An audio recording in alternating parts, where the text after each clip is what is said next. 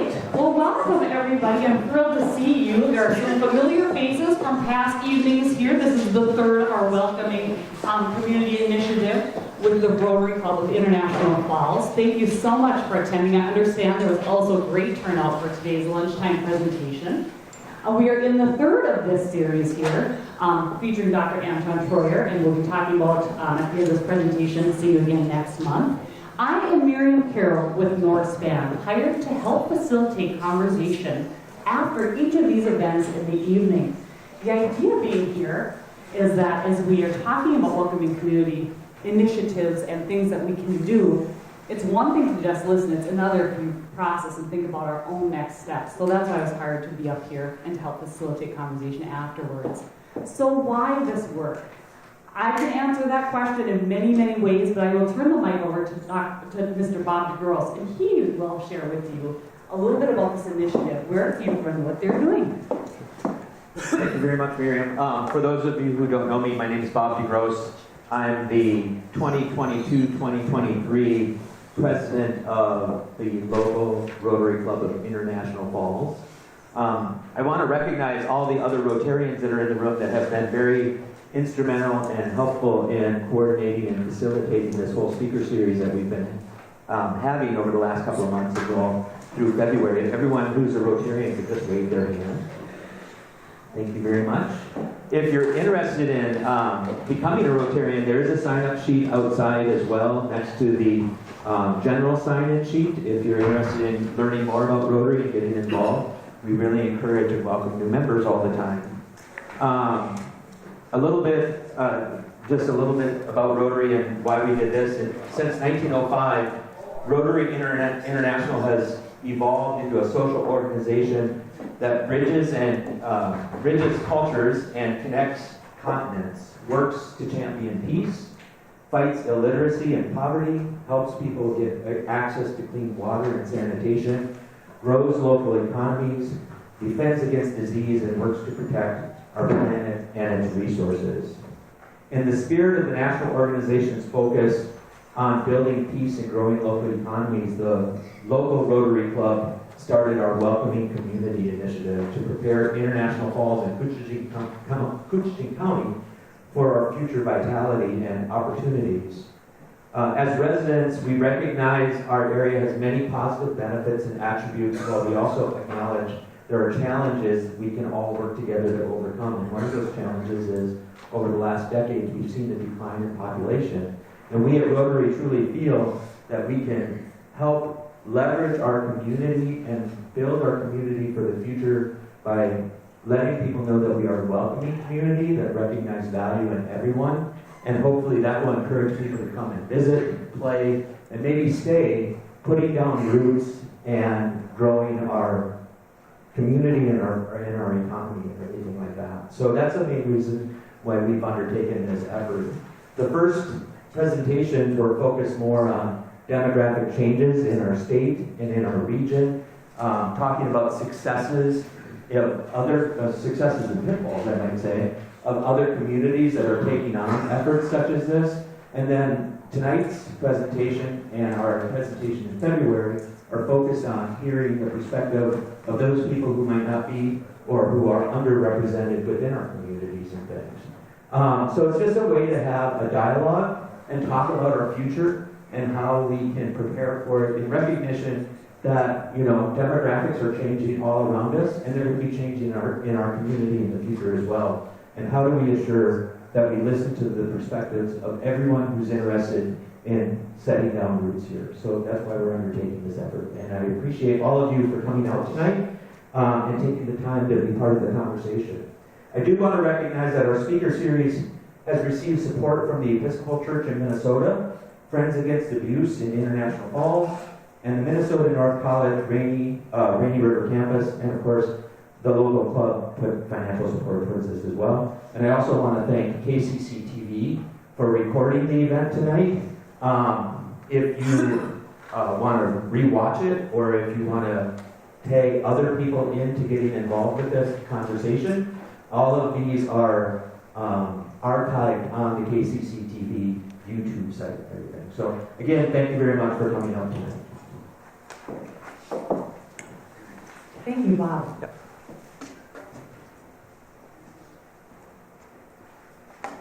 All right. So we enter this conversation here. If you've been with us for the last couple of evening presentations, you've seen this slide before. Because here is where I like to kind of set a perspective as we learn, especially tonight, what the world can be like if you come from or see the world from a different lens. But I'd like to remind all of us, and this is me, and I think about this frequently, that each of us comes uniquely from a place, and that place, in turn, is like a set of glasses that sort of shapes the color and the tones and the textures of the things we actually perceive and see, helps us group those together and then interpret them, right? So what I have here is what we call the primary and secondary dimensions of diversity. I taught sociology for years. And so in the center of this, we see gender expression, gender, national origin, sexual orientation, mental or physical ability, race, ethnicity, and age. So those are those primary dimensions of diversity. The idea being that each of us has that element within ourselves, and it, in turn, will help shape the way that we experience the world and how we perceive the things that happen around us. So me being middle-aged, I see things a certain way compared to my 13-year-old daughter, right? Or compared to even my 22-year-old daughter who I stayed with the other night in Duluth. So each of these dimensions informs us, and when we think about experience, holidays, whatever they might be, where we come from frames what that means to us. But by virtue of being different in any of these areas, primary or secondary, we will perceive a very different type of situation.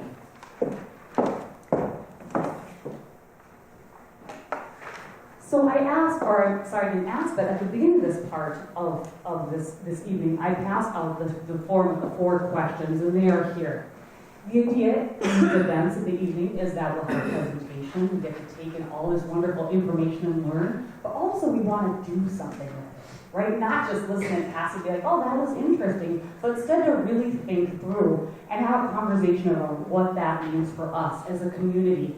So the first question that I asked you to think about and we'll talk about is, what is one thing that Dr. Treuer shared in his presentation, we'll talk about this after, that stood out to you? And anything goes. We're going to hear a lot of great bits. So what's one thing that stood out to you? The second question we'll talk about is, where were you surprised by what you heard? You had no idea. That was brand new to you. The third question then, where did you connect this presentation with your own life? Right, taking that outside perspective, bring it to your own and making a connection. And then finally, number 4, the signal. What does this presentation beckon us to know and do? So I ask you to make notes and if you're doing the presentation, if things pop out to you, because that will help us all discuss and facilitate, really ingrain some of these things that we're talking about tonight. So without further ado, please let me introduce to you Dr. Anton Treuer, professor of Ojibwe at the Bemidji State University, author of many books, some of which are displayed here. And I'll read a short biography for you. Anton Treuer is professor of Ojibwe at Bemidji State University and author of many books. He has a BA from Princeton University and an MA and PhD from the University of Minnesota. He has sat on many organizational boards, including the United Nations Technical Working Group on Sustainable Development Goals for Inclusive Just Energy Solutions, and the governing board for the Minnesota State Historical Society, and has received more than 40 prestigious awards and fellowships, including ones from the American Philosophical Society, the National Endowment for the Humanities, the National Science Foundation, the MacArthur Foundation, the Bush Foundation, and the John Simon Guggenheim Foundation. In 2018, he was named Guardian of Culture and Lifeways and recipient of the Pathfinder Award by the Association of Tribal Archives, Libraries, and Museums. His equity, education, and culture work has put him on a path of service around the nation and the world. So please join me in welcoming Dr. Anton Treuer.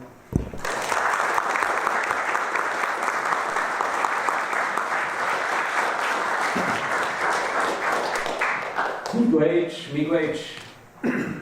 Kawe maji tayan ni wio jibwen bungi. Waji windu munugu ge pichi miigwech wendeman and enemigoan bajayan. Und is shin wabendian minuwa we genodemang the wajke. Is it chigang we weni de minonistro padiam. Wagosh nin hintegu minuwa migisi and dodem. Anyway, Beshawa do Shkonigan, Wanjabayan, Gaza Gasquaji Meka Vision Akade. Minuwa nimin wendam. English too. Someday we're going to do all of this in Ojibwe. We're going to bring it all back. I'm really excited to be here tonight, and I'm really heartened by the efforts in this community to encourage conversations in mixed company that range from getting to know one another and engage with different perspectives to, I think today we were tackling some kind of tougher topics. So rather than tippy-toeing around those on eggshells, really trying to figure out what would it take to really advance our communities. And it couldn't be a more important effort or critical time for this kind of work.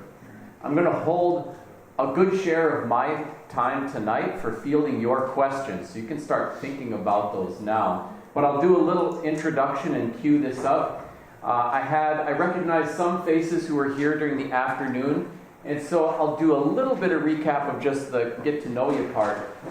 But I'm going to take us in some different directions tonight. I had earlier today introduced, this is the late great Tom Stillday from Red Lake, Minnesota, who was the first person who had been named chaplain for the Minnesota State Senate, who was not from one of the Abrahamic religious traditions, who had a great sense of humor. He'd open up the Senate with his pipe and say, "I'm praying for politicians. Boy, do they need it." And so he was fun, and he had a way of disarming people. When he'd meet one of the, like the Catholic spiritual leaders who would introduce themselves as Father Paul or whatever, he'd insist on being called Father Tom. And so he was kind of fun and disarming. I'd share too, we had brought him to our university to do a graduation banquet speech and crashed the agenda. He had like 10 or 15 minutes. And he spoke for about an hour and a half, but did it all in our tribal language. And then said, "All you people who want to study Indians, study that." And he went and sat down. He was pretty fun.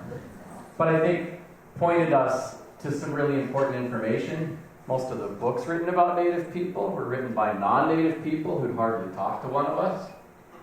And it's not just the history books, it's the suicide prevention plan, and the school turnaround plan, and the economic development plan. In fact, with any kind of important work, what happens when you have the all-male gender equity team? Right? It's ridiculous. You're missing critical perspectives, and the optics aren't so good. The same's true for the all-white racial equity team, or community development initiative, because we are not homogenous.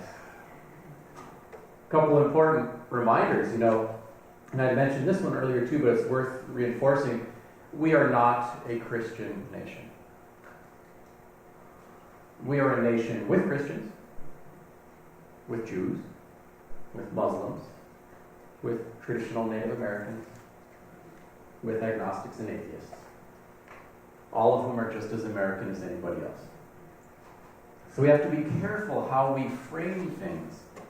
Because not only can that be off-putting, it's a way of saying, really, if you aren't a Christian, you aren't a real American. And things like that. So even how we talk about the topics makes a great deal of difference. I'll give you a little bit on me. There's home, Leech Lake, epicenter of the universe. Not everybody knows, but I'm on a mission to share. I'd mentioned some folks from my family tree and shared a little bit about the story of John Smith, who'd been born in the 1700s and died in the 1900s. Lived in 3 centuries. Here before any white settlement and still here when the soldiers came back from World War I. Kind of incredible to think of the changes he saw in his lifetime. Or Wabujig was a famous warrior. And I'd never had the tools to talk about this when I was a kid myself, but as I got older, it bothered me more that I could go to school for 13 years in a row to learn whatever I needed to be successful, and none of it had anything to do with me. Not because anyone had malicious intentions, but simply because there were a lot of absent narratives. It was those absent narratives that were screaming, "You are not important or relevant." Otherwise, someone would have said something over all those years. So we have to be careful when we are not just doing education, but community outreach or anything else, that we don't take our ideas about what is normal and impose them on everyone else. There's a big fancy word for that, solipsism. The way I see the world is the way the world is. You know?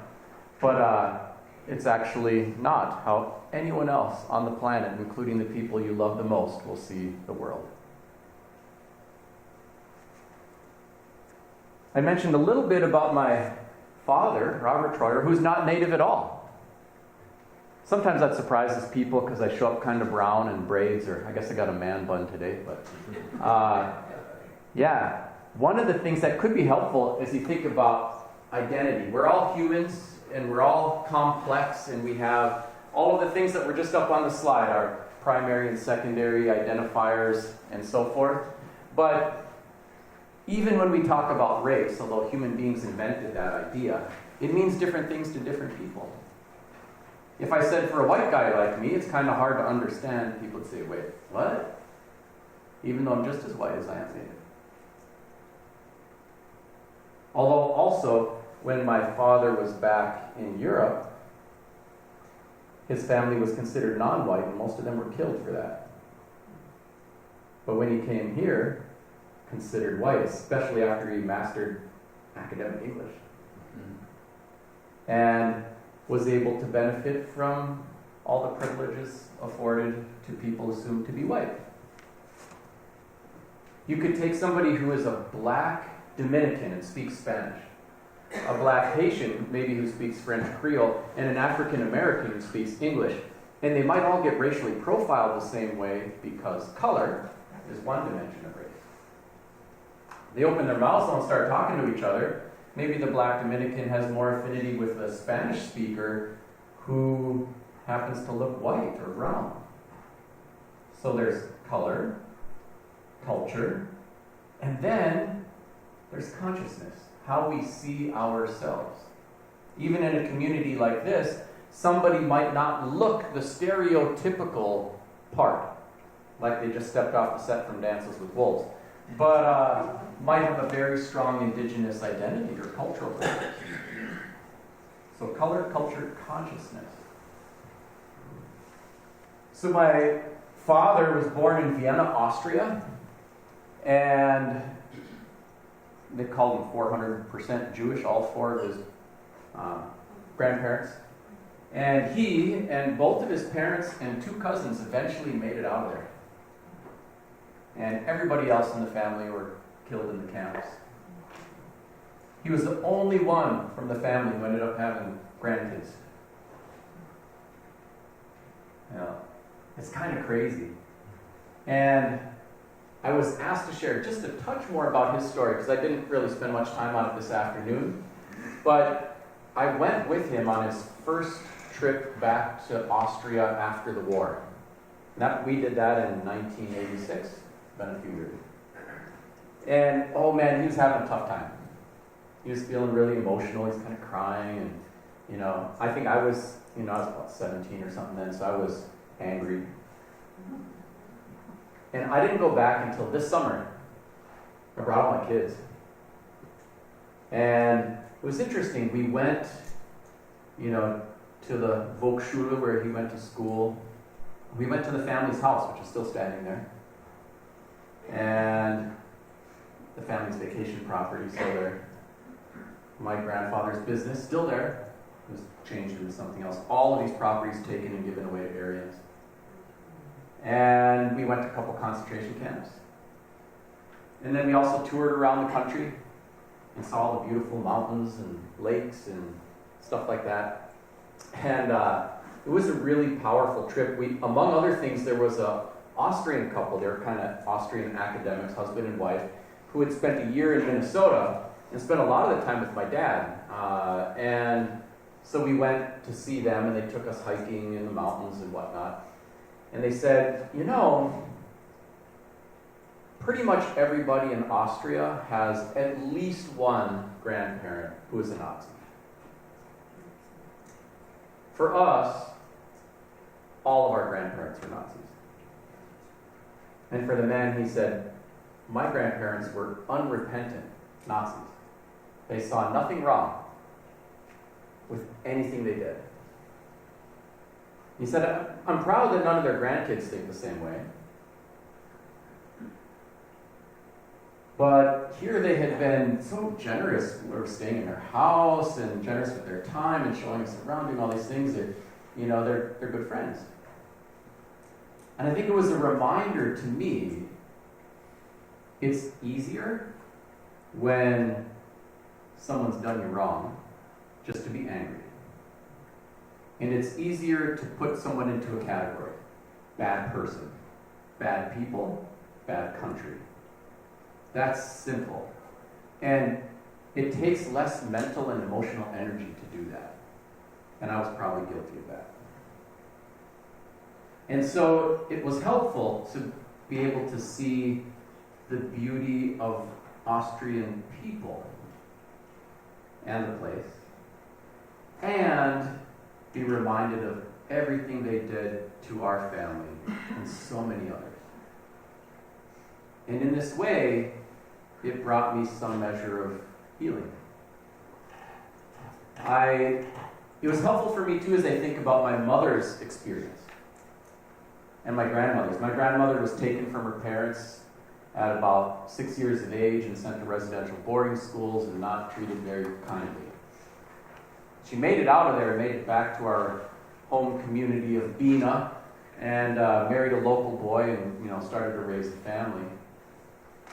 And it seemed like, I think about my mother, and there was actually a time when social service agents showed up at the house, grabbed her, threw her in her car, drove her to, a temporary placement, and her uncles followed in a vehicle, broke her out of there, drove her back home, and she was raised by her parents, which is one of the most uncommon experiences when kids get swooped up by the system. By the way, no service of papers, no court procedure. They were literally baby snatchers. And they never came back, which is further evidence that there wasn't a legal issue, or they just would have sent somebody right back to come after that kid, right? In many ways, America saved my dad and tried to kill my mom and her family many times over in many different ways. It's helpful for me to think about not just the oppressions in America, but its beauties too. It's both, and they're all wrapped up in the same place. Some people want us only to hear or accept one version of America. Land of the free, home of the brave, star-spangled awesomeness, and anybody who says anything else, they ain't American.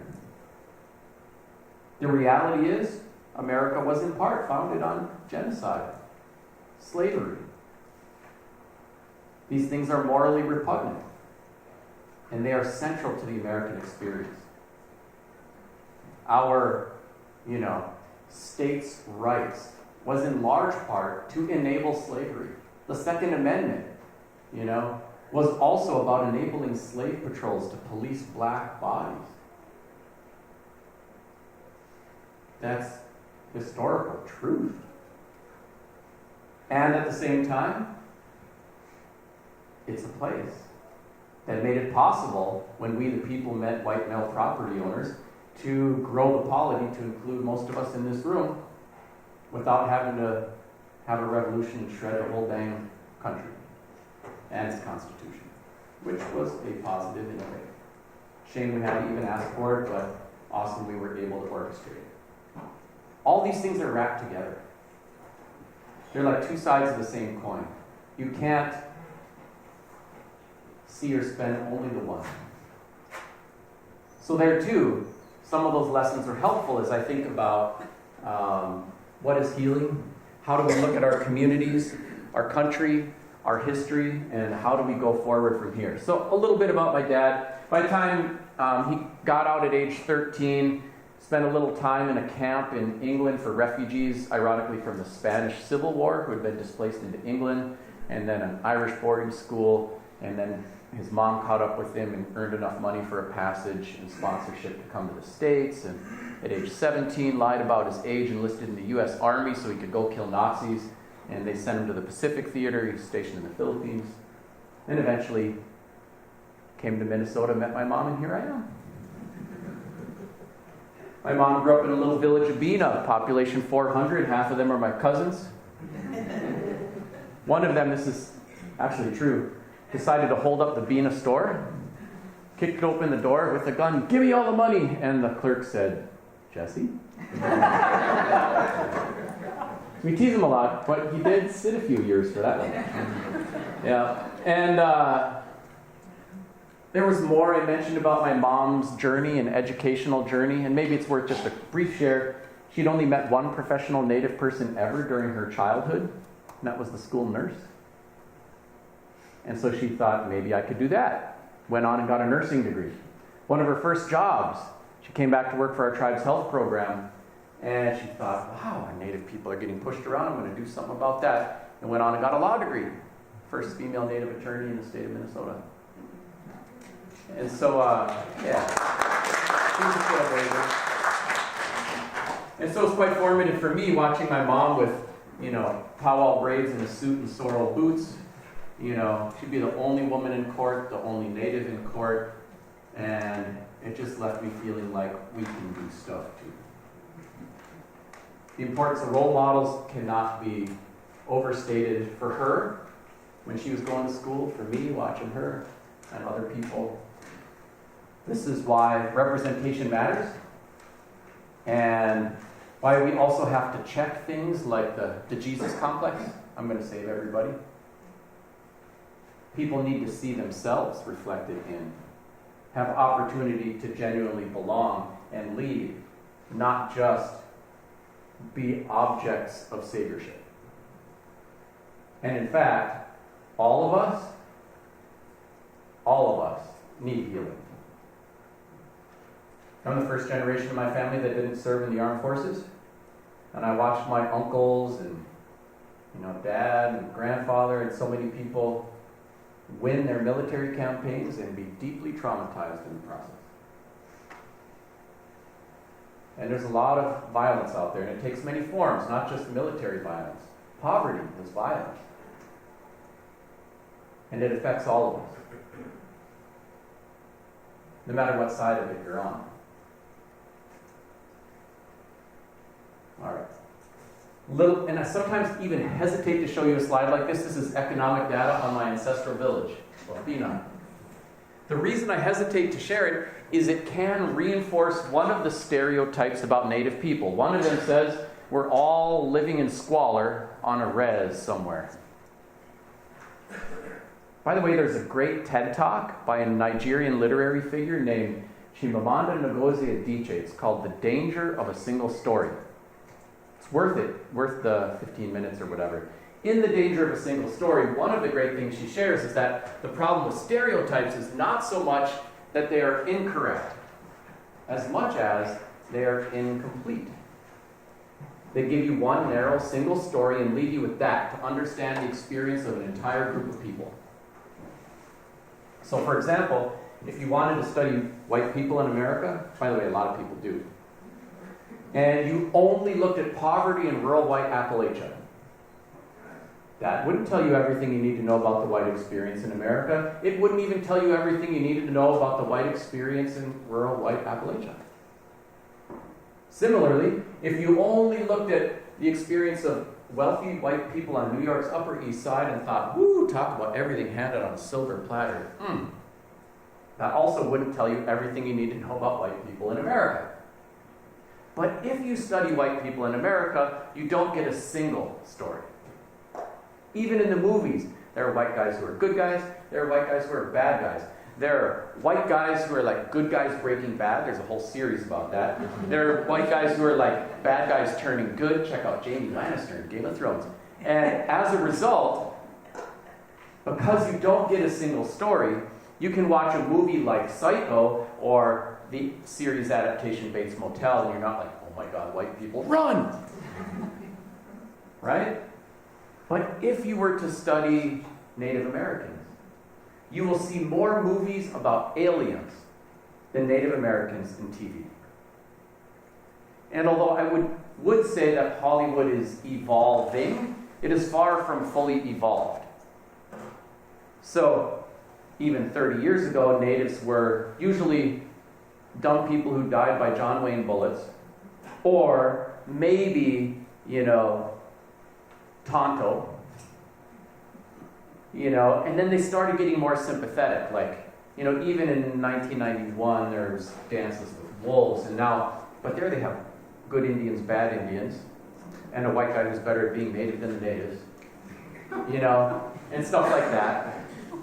Or The Last Samurai does the same thing, the Japanese culture. And so it's been shifting a little bit. Now we are finally seeing native content creators who are doing res dogs and other different things, and it's not just B-roll films, but it's starting to shift.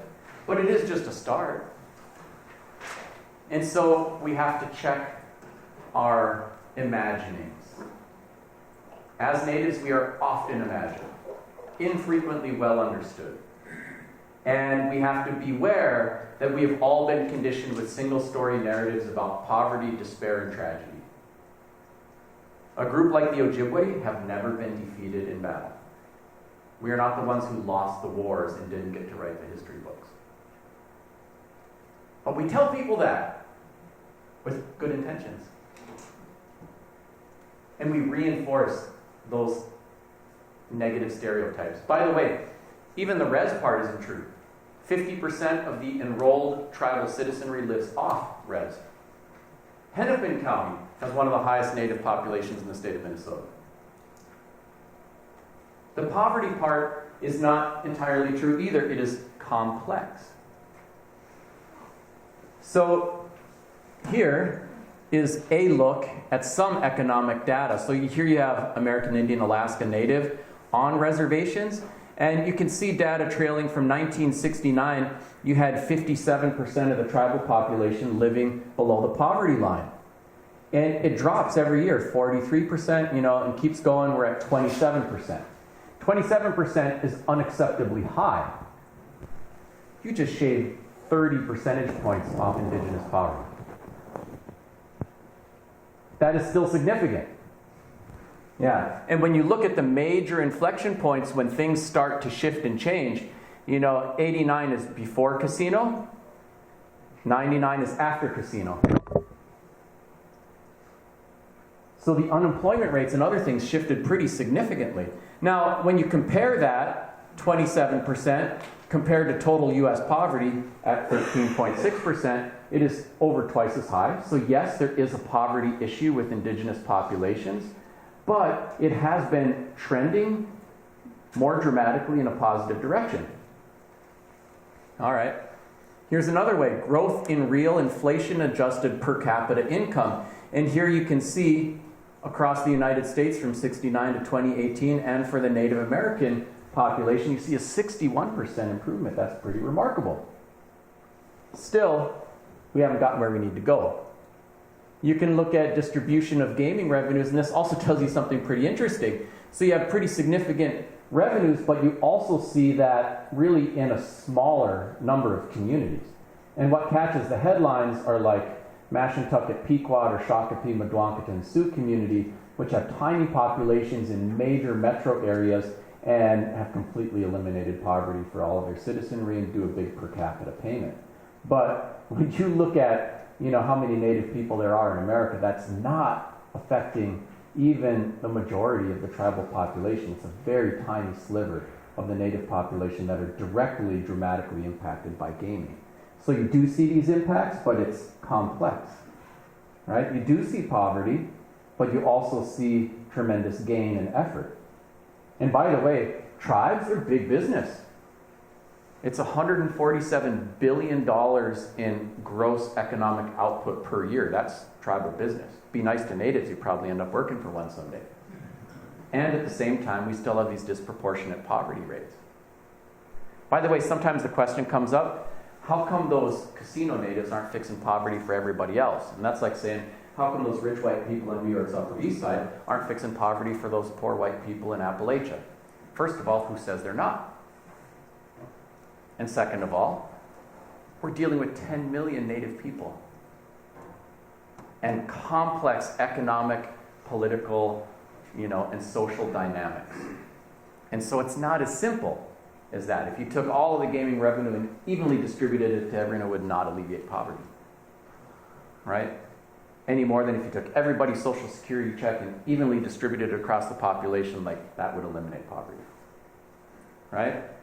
These things are complex and they take some time to more deeply understand. So I was just sharing a little bit about my experience growing up. Yeah, I guess I could mention it briefly, but when my parents were getting started, my dad was hitting the restart button in his life, my mother trying to find a pathway out of poverty. They had some humble beginnings. We had a little house with a, hand pump and kerosene lanterns and an outhouse, and no electricity or running water for a little while. We'd tie a string around a gallon of milk and sink it in the creek because it was spring-fed and kept it cool. But I never experienced what my mom did. I never had food insecurity, never, I never wanted for anything. And by the time I hit middle school, my mom had a law degree and built a nice house. And wow, All right, there she is. There's my crew, 9 kids. You guys like kids? Always looking for sitters. View off the front deck of my house. My family property did not always look like that. And that's my dad on the tractor with my brother. Planted all those trees. Just a couple of people. Transformed the whole landscape and the ecosystem. By the way, my dad wrote a book about Voyageur country and a book about the tree farm. And so there's a family history through generations in print too. It's kind of cool. But I share this too as a way of an analogy that I think a lot of us look around at race relations and climate change and politics and we're like, oh, I give up, man. I'm just going to try to be a decent human, tell my kids to do the same. But that's not going to fix it. All that's necessary for evil to triumph is good people to do nothing or too little. But it's not like we need to take this mountain of problems humans have been making for thousands of years and move that whole mountain right this second. It's more like we need to keep planting the seeds. And it can transform everything. And that's the work.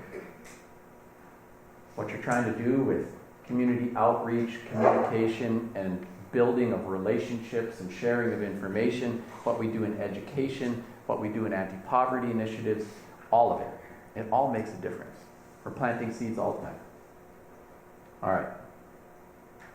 I got to share a little bit about everything you wanted to know about Indians, but we're afraid to ask. I stumbled into this very much by accident. I think by the time I had finished high school, my plan was to get out of town and never come back. I think a lot of high schoolers come up with that plan, but I almost pulled it off. I got into Princeton University. And I thought, hallelujah, everybody's going to be better educated. I will leave the brambled racial borderland of my youth in the dust. It's over. This is going to be awesome. The first person I met at Princeton was like, dude, are you native? Where's your tomahawk? I was like, oh, the brambled racial borderland will follow me everywhere I go. These are the dumbest smart people I've ever met. There's no escape. Ugh. Then I wanted to go home and never leave. And in the long run, I did pull that one off. But while I was there, I actually had a great experience at college. My freshman year assigned roommate was a Sri Lankan citizen, and we ended up being besties and roomed together for 4 years in a row and best man at each other's weddings and all that kind of stuff. And so I feel like I learned as much outside the classroom as in. My friends would challenge me with all kinds of questions, some of which I'd never thought about. Why do natives have reservations? Why should they?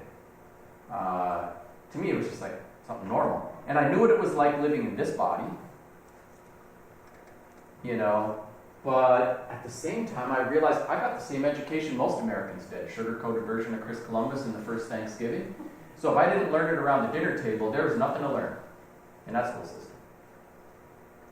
So while I could speak to my lived experience, our history, our culture, our language. Man, it was challenging trying to think about that. Just because you grow up in a certain body doesn't mean you know everything about it. Just like, tell me everything about white people history.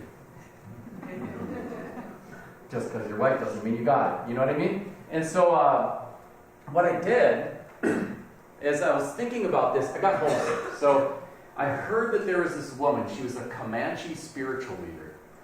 And she was coming to New Jersey to run sweat lodge ceremonies. And I remember thinking, what are the Comanche doing in New Jersey? You know, they're from Oklahoma and Texas, and could this be one of the weird people? Like, culture for sale, have pipe, well traveled, you know. And I'd seen some of that stuff before, so I was a little suspicious, you know. But I also felt like if it's anything like home, it'll be awesome, I'll check it out. So I got there, and there were a couple surprises. So it was about 4 in the afternoon, the sun was up, beautiful day. Surprise number 1, there's about 20 people waiting for this sweat lodge ceremony, and they're all white. Surprise number 2, they're all naked. So as I'm driving up, I gotta be honest, I had mixed feelings. Part of me wanted to laugh, because, you know, it's 20 naked people standing around in the woods in the broad daylight. How you doing? How you doing? Okay, great. You know, what can you do, right?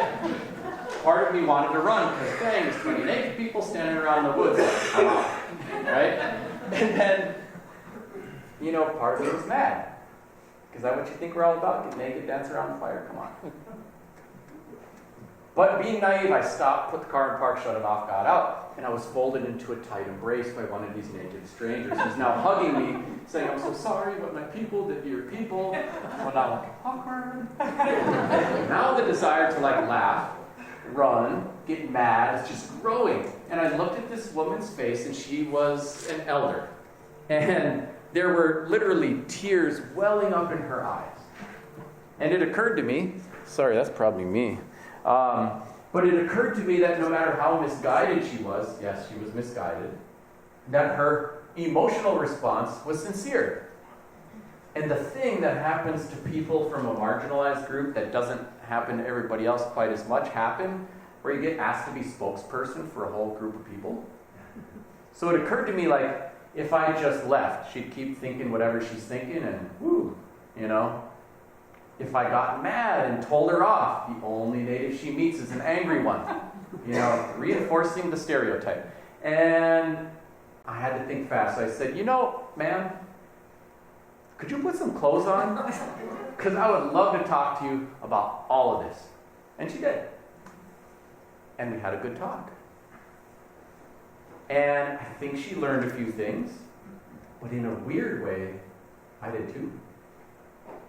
One of the things that I learned was that there's a great value in not just giving people an angry rebuke,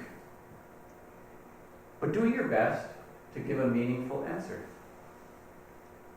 That we all got shortchanged on an education about Indigenous anything. And so I started to save the questions. And some of these are very common, and you've heard them. Is it Indian, Native American, Aboriginal, Indigenous, First Nation person, or what? And nothing like not even knowing how to frame a question to really paralyze a conversation. What is tribal sovereignty? How does that work? Why do natives have casinos? Are casinos good or casinos bad? What do you think about per capita payments? How about mascots? How about Dakota Access Pipeline? What do you think about all these cases on the Indian Child Welfare Act going up before the Supreme Court? And all kinds of different things. So some of them were, what's a naming ceremony? What's going on with Indigenous language revitalization? And so they would be all over. And I started saving those. Some of the things I could speak to, like, from personal experience. And a lot of things, I had to go search for answers. In many ways, I'm still searching for the answers. And I started giving talks on this topic. And boy, a lot of people wanted to come out and they had a lot of questions. And so I kept going. Eventually it turned into a book. The book took right off. And then turned into a young reader edition. And then coming out in 2 months, we have an updated made for adults version that'll be hitting the stores. And it's just kind of had a life of its own. I want to give a couple disclaimers before I start fielding your questions. So one of them is this. In spite of the cute title, there's no way to fit everything there is to know about anybody in any one book, and there are limitations to my knowledge. So if you ask a question and I don't know, I'll shoot straight. I'll be like, I don't know. Right? If it's a matter of perspective, and a lot of things are, then it's important to bear in mind, just like all of us have our perspective. I got a house full of natives, I don't even know what they're thinking half the time. Right? I represent one human being, and I am all the things about me. I am, my age, my gender, my sexual orientation, my upbringing, my particular tribe. It's not the same for everybody. 574 different federally recognized tribes. Even within a group like the Ojibwe, with, communities across Michigan, Wisconsin, Minnesota, North Dakota, and even one in Montana, and 141 First Nations in Canada, you can't even call that a tribe, really. It's a collection of interrelated and interconnected tribal groups with somewhat similar language and culture traits. So there's no such thing as like the Ojibwe culture, even. So even a question like, what's a naming ceremony? Well, where and when? So it's important that you have those disclaimers out there, in spite of how this is kind of framed or titled, that you know those things. So having said that, I'm happy to field questions when it's a matter of perspective. And by the way, we natives don't agree on a lot of things, right? Our contest powwows, good or bad. Oh, big fight. What do you think about tribal enrollment? Oh, there's another big fight. Any number of things. So as we get to those, I'll just say, this one's up for debate. Some people say this, some people say that. Here's what I think. And I'll just leave it at that. So that'll be enough to get us queued up. I'll field some questions. Bob, you can give me the knock it off when we're ready to roll into the facilitated questions we have for you. But who wants to get me started? Don't be shy. Yeah, I have Yes. a question. Do I give my name or just shoot the question? I think you can just shoot the question. Yeah, all right. When you get down by Cook, Minnesota, we got a brand new sign up. It's Treaty 1854. How many more of those are going to be sprouting up on the road?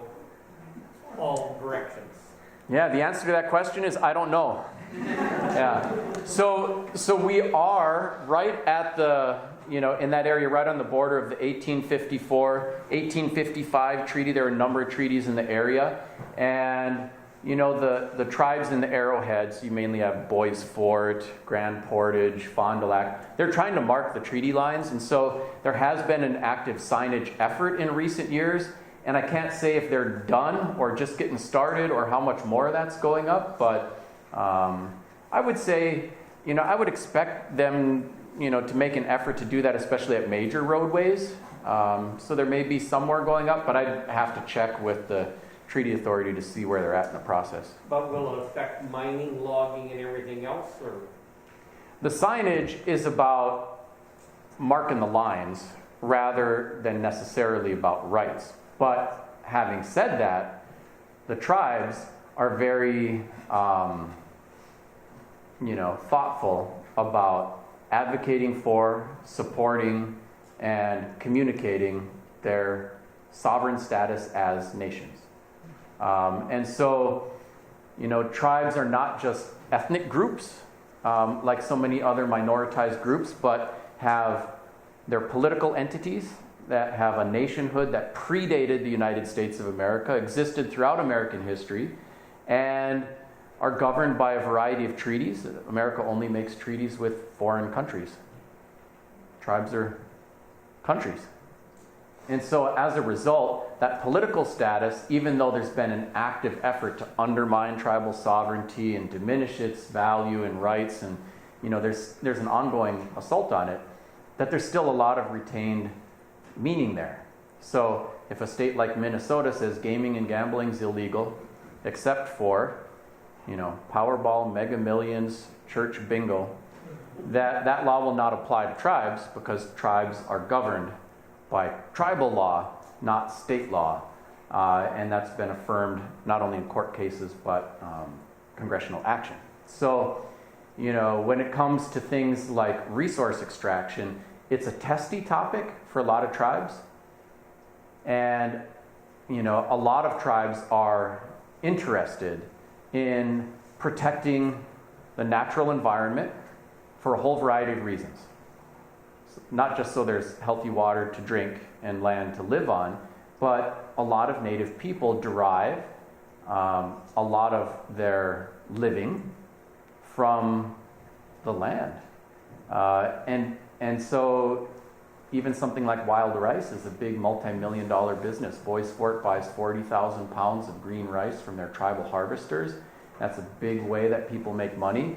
If a mine dumps a bunch of chemicals into water and leaves it polluted for 400 years, then they cannot keep their lifeway going. So they will litigate and be involved politically to protect those resources. By the way, something that's kind of different for tribes. There are lots of Minnesotans who like to do things like fish for walleye. But if there's a white guy from Minneapolis who likes to fish walleye on the weekend, and he goes to Mille Lacs and then drags zebra mussels up there and drops them in the water and it devastates the fishery, then he can take his boat and drive to Leech Lake and go find some walleyes and then drop some zebra mussels. And then when that fishery is devastated, drive up to Red Lake and go do that. All of these are tribal spaces. And then go to Lake of the Woods.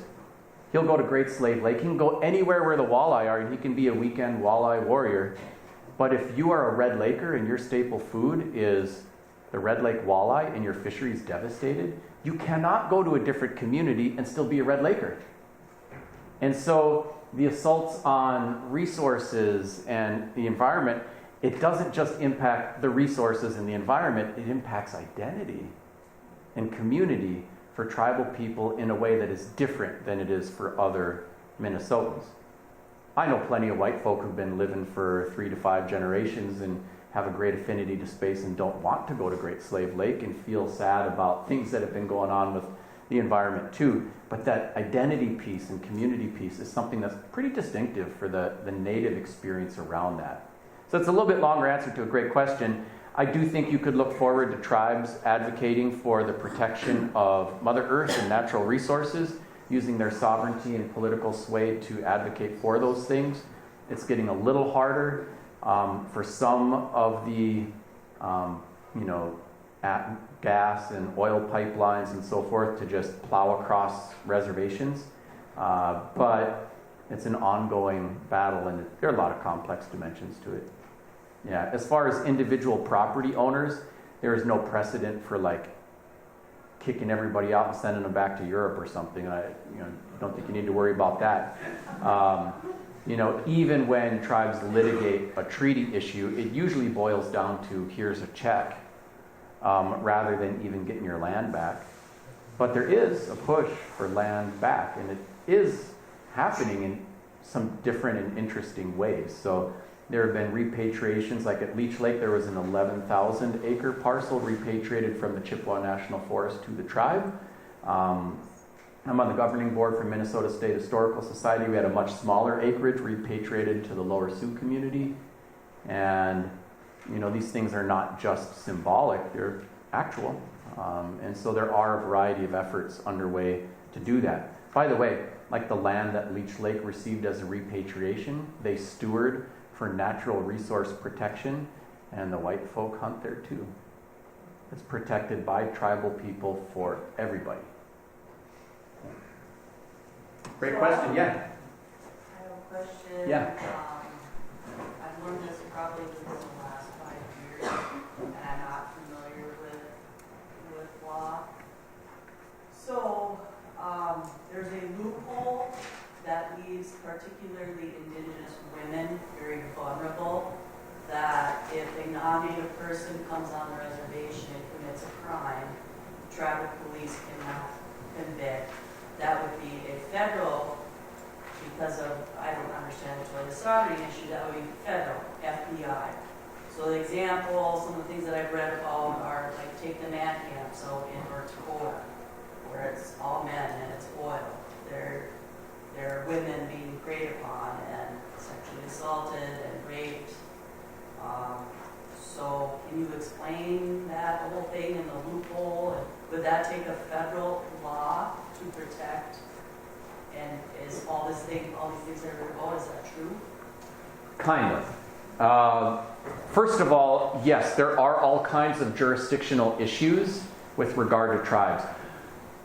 If you think back to ninth grade civics class and the U.S. Constitution, you might recall that the U.S. government at the time of the Founding Fathers was really concerned about creating another monarch in Washington, D.C. And so they said the power will reside with states unless it is one of the defined federal powers in the Constitution. An army for the common defense, a system of taxation and laws, and so forth. And so there were some defined powers in the Constitution, through the Federalist Papers and all kinds of actions since then. I would say the imprint and power of the federal government has grown from what it was previously over states, but for the most part, most of our lives are not governed by the federal government, even though we love to hate them. They're governed by state laws and statutes. And this is why, the U.S. federal government didn't even say you can't kill people. They just left it to each state, which is why some states, they all eventually said you can't kill people. Some have a death penalty, some don't. And you have this weird system in America where you don't have a universal legal structure. It was also part of the issue when coronavirus happened, where the federal government could not implement a nationwide health policy effectively because each state got to make their own rules. And they sure made different rules, And so it made it harder to do some things that, you could make a case might benefit from federal stuff. So that's the U.S. part.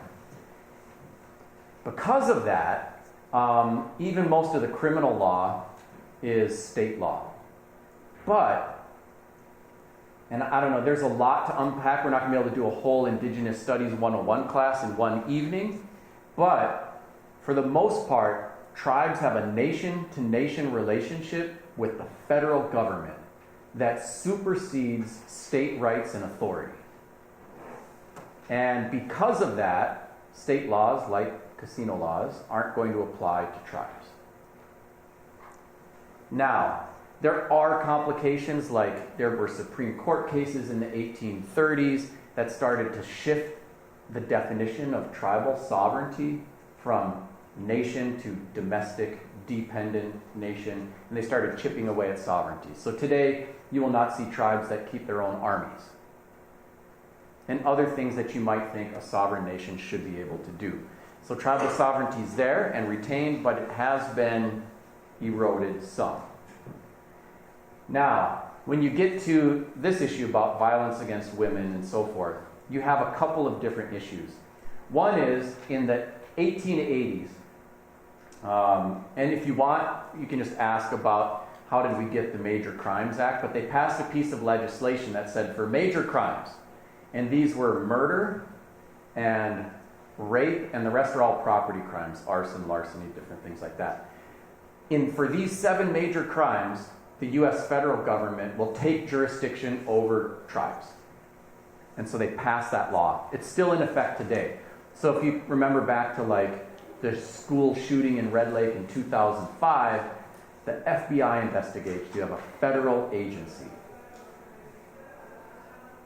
And so the other piece of legislation that affects this, there's another law in the 1950s called Public Law 280 that says in certain states, we will pass this federal law that will allow states to assert state criminal jurisdiction. And it's complex because it says that, including in Minnesota. They picked all states that had a bunch of natives. And in Minnesota, they authorized the state, the federal government authorized the state to assert state criminal jurisdiction over natives, except Red Lake got exempted because they already had their own courts in place since the 19-teens. And later on in 1975, Boys Fort also got exempted. So what you have in Minnesota, if a native kills a native at Red Lake, the FBI investigates. If a native kills a native at Leech Lake, state of Minnesota investigates. So you get different jurisdictional issues in different places. This also is an issue in a variety of other ways. The truth in sentencing guidelines at the federal level are much stricter. And they're stricter at the juvenile level too. So if you do the crime at Red Lake, you will do more time than if you did it at Leak Lake.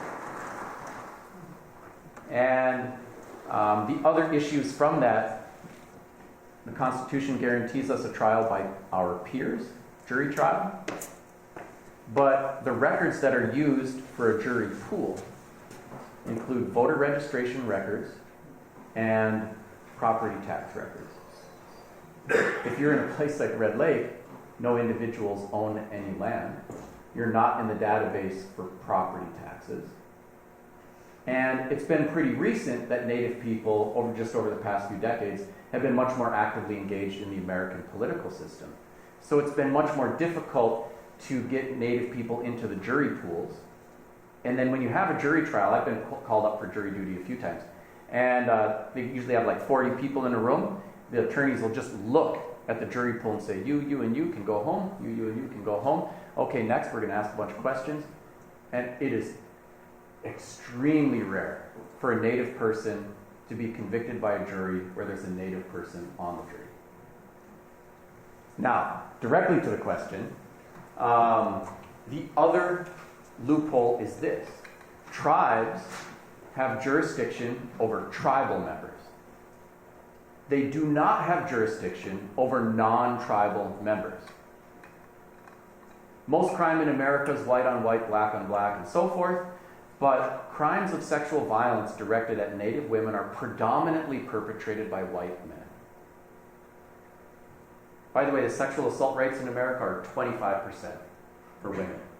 They are 50% for Native women. And so there are all kinds of men who've been able to prey on Native women with impunity. There is legislation designed to address this loophole. It's called the Violence Against Women Act. And that does address the jurisdictional loophole so that, a non-tribal perpetrator on tribal people and tribal land can be held to account.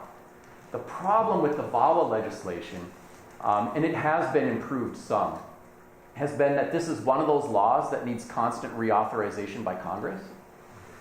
And it's politicized. So, not to be too much into partisan politics, but for the most part, the Republican Party is opposed to tribal nationhood and sovereignty, and tries to block things that will strengthen tribal sovereignty, because they worry that sovereign tribal nations will block pipelines and mines.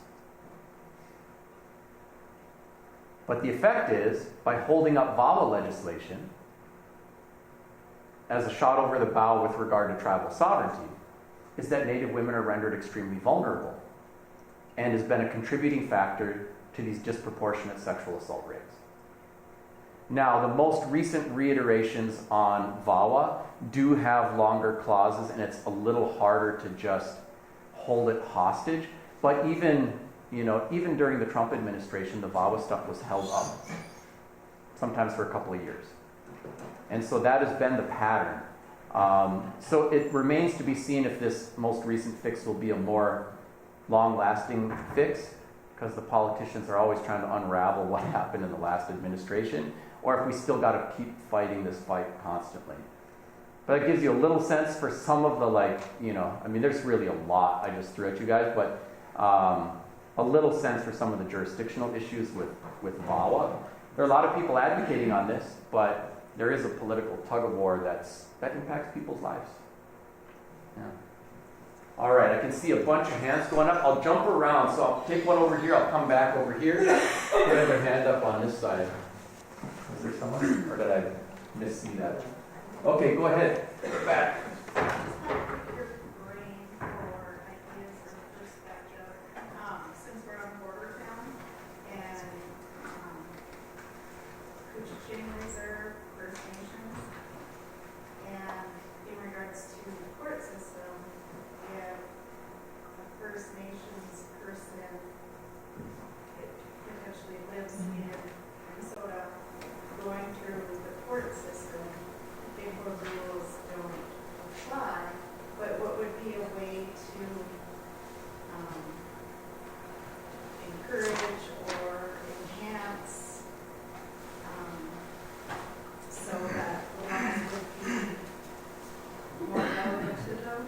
Does that make sense? Yeah, so you're asking about First Nations citizens who are living in the United States and the application of laws that are specific to Indigenous people on how will that affect First Nations people here? Were you asking about Indian Child Welfare Act in particular? Okay.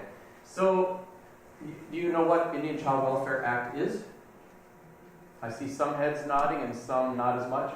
Okay, so this also could take a few hours to thoroughly and properly unpack, so I'll do my best to give you the Reader's Digest version.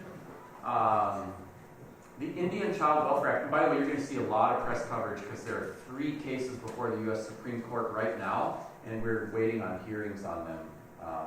And so there's going to be a lot more on this. So the Indian Child Welfare Act was passed in 1978. 1 out of every 3 Native kids have been removed from their birth parents and placed into either foster care or adoption. 1 out of every 3 in the United States. In Canada, the rates have been disproportionately high as well. There's kind of famous scoop of Native kids.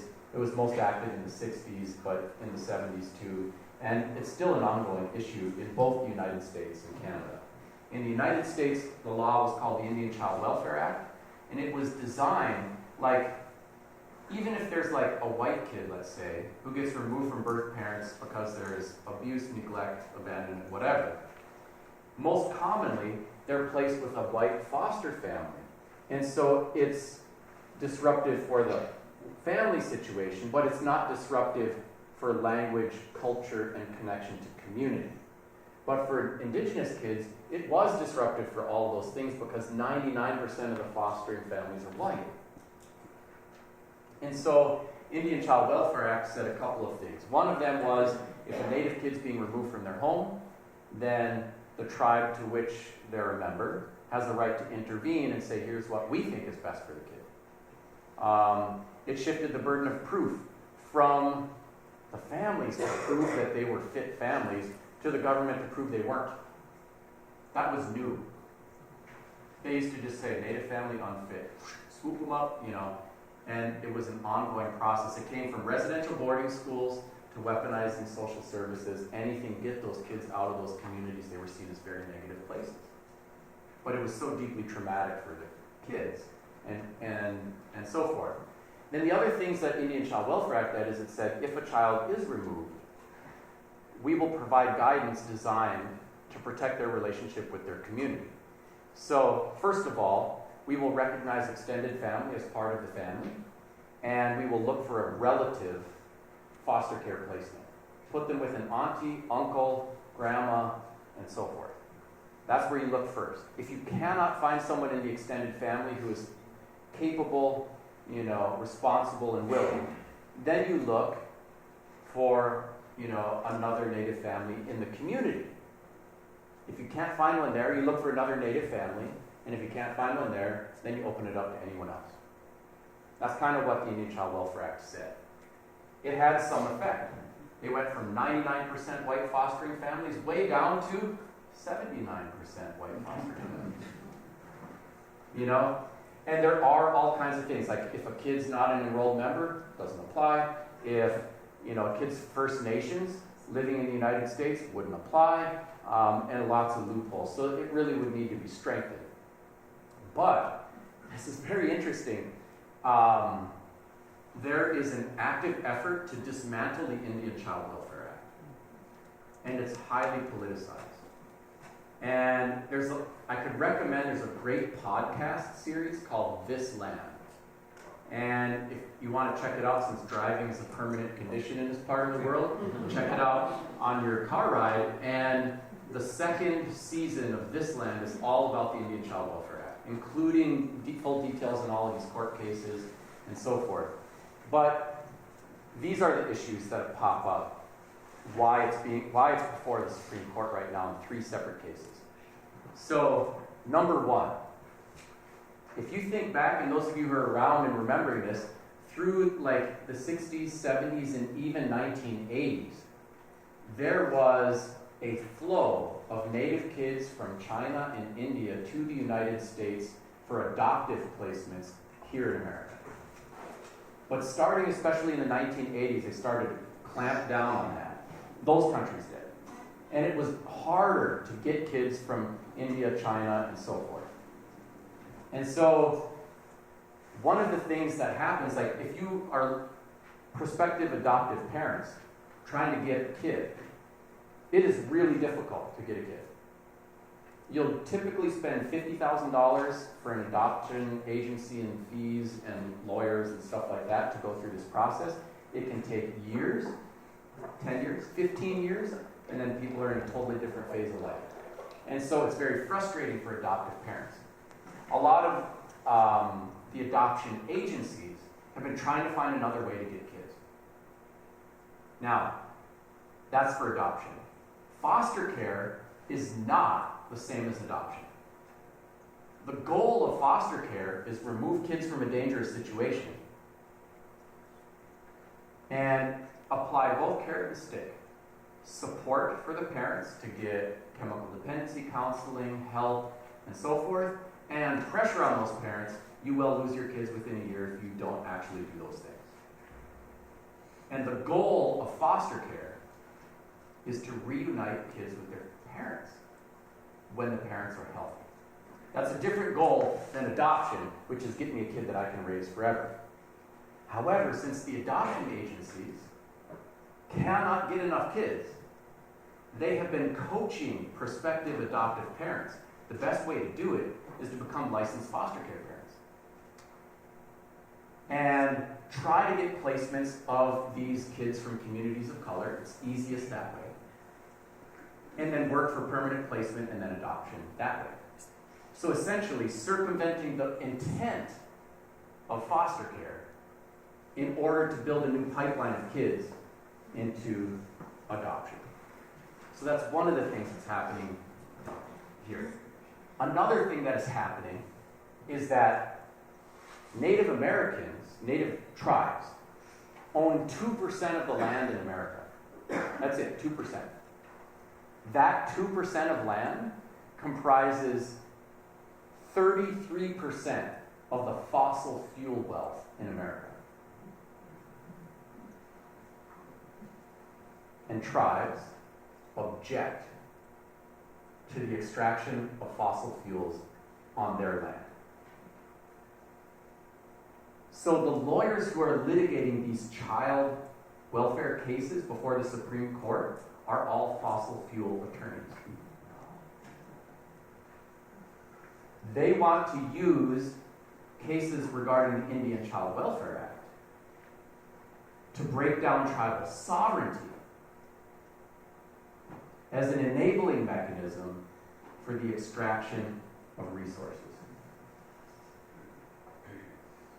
So all of this stuff is going on. And like the McGirt case, the first case, is a white adoptive family. They've already adopted the kid. The case was filed 1 week before the adoption papers were signed, and they knew they were going to be signed, but they timed it perfectly. It's all politics. By the way, most of the cases that go to the Supreme Court are politics. But this is affecting people's lives. And so, if you are indigenous, from the get-go, someone was trying to kill you and take your land. Then they were trying to take your babies and send them to residential boarding schools. Then they're trying to take your babies and send them to white foster care and adoptive placements, and they're still going at it. Still, 1 out of 3 Native kids removed.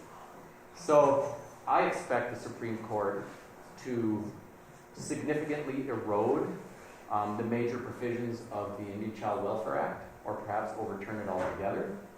I think that's the most likely outcome, but I can't say for sure. Sometimes you do get a surprise, and even someone like Gorsuch, who is a very conservative appointment, he's a literalist with the documents, so he'll look at the law and he says, that's what it says, that's what it says. And so once in a while, he'll break with the others on that stuff. So it's difficult to say, but it's a very different Supreme Court than we've typically had, and so it's concerning.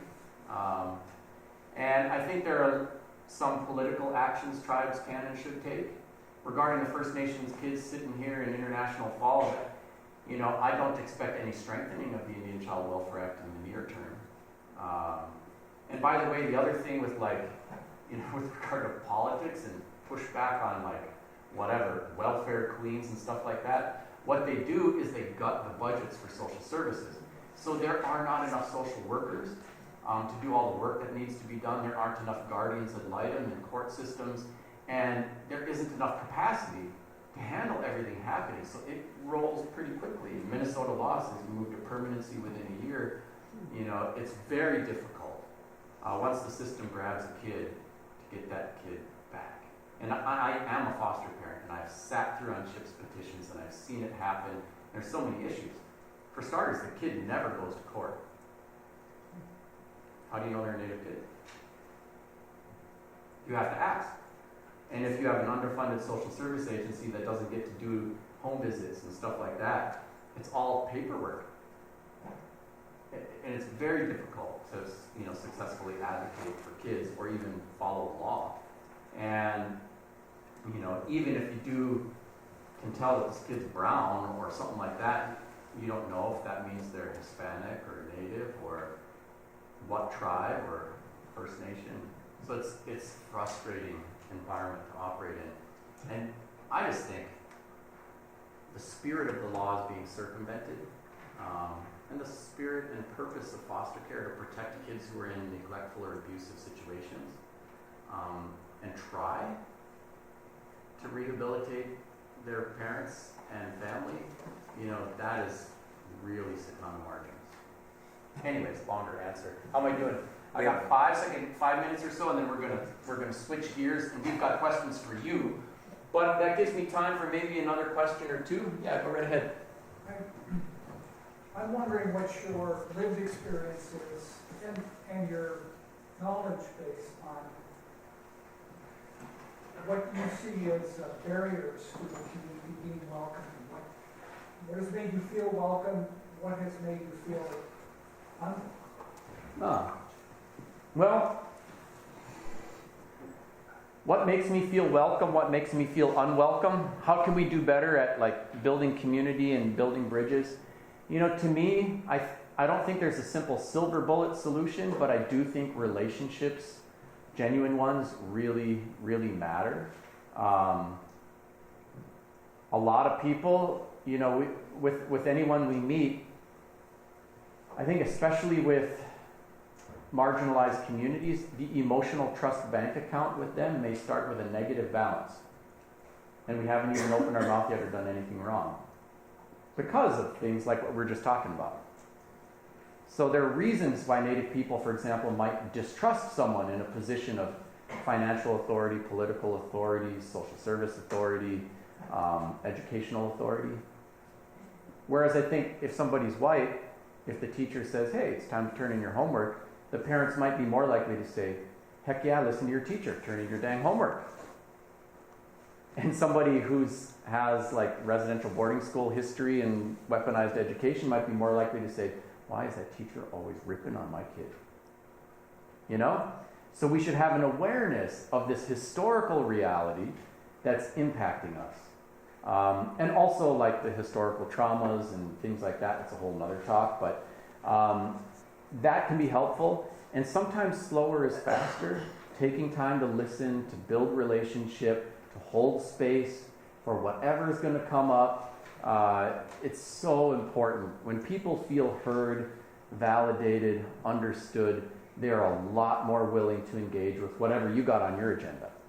Everybody's got their own agenda. And so I think that part with just relationship building is critical. Also be aware of some pitfalls out there. So one is tokenism, right? Sometimes there are a lot of organizations, boards, things like that, who will ask one token minority representative to, prove that they're doing due diligence, rather than to have genuine influence and impact within that space.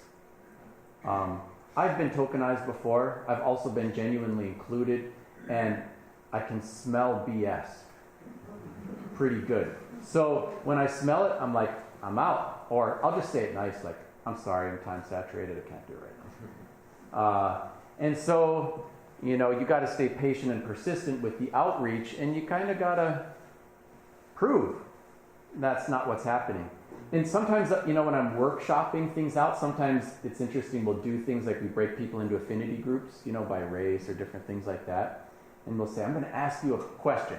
Maybe it's something like, give me some defining features of white culture. And it's always kind of fun, right? Like, culture, I don't have a culture. What is a culture? You know, and then instead of asking them what they came up with, say, tell me about your process. So here's what a white affinity group often does. They're like, oh, first we brainstormed. We wrote everything down here on this big flip chart, and then everybody got 3 stickers. We all voted for the 3 ideas we liked the most. The ones that had the most votes, we rewrote them here on this flip pad in numbered order from ones that got the most votes down to the least. Here you go. Right? It's like, okay, cool, thank you. And what'd you do over here? You know, there might be like a black or indigenous affinity group who'd say, I don't know. We just started talking.